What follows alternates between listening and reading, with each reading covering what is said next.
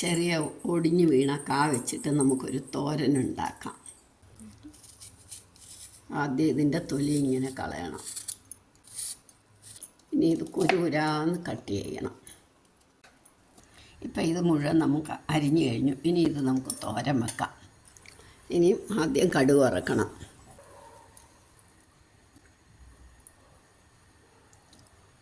ഒരു ടീസ്പൂൺ എണ്ണ, കടുക്, മുളക്, കറിവേപ്പില,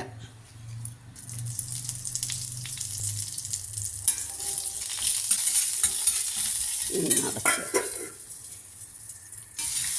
കടുക് പൊട്ടി കഴിഞ്ഞപ്പോൾ കായിട്ടു.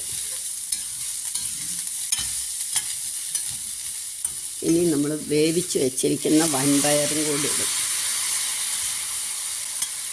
കുറച്ച് ഉപ്പും മഞ്ഞൾപ്പൊടിയും ഇടണം.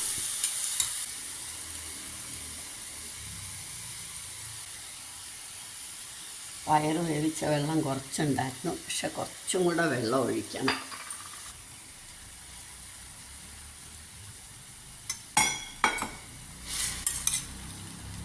ഇനി നമുക്ക് അടച്ചു വെക്കാം, വേവട്ടെ. എന്നിട്ട് തേങ്ങ ചേർക്കാം.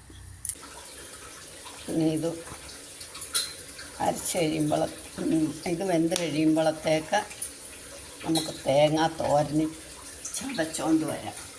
വേണ്ട, സ്വല്പം മുളക് പൊടി, തേങ്ങായും മാത്രം ഇത് ചതച്ചുകൊണ്ട് വരാം.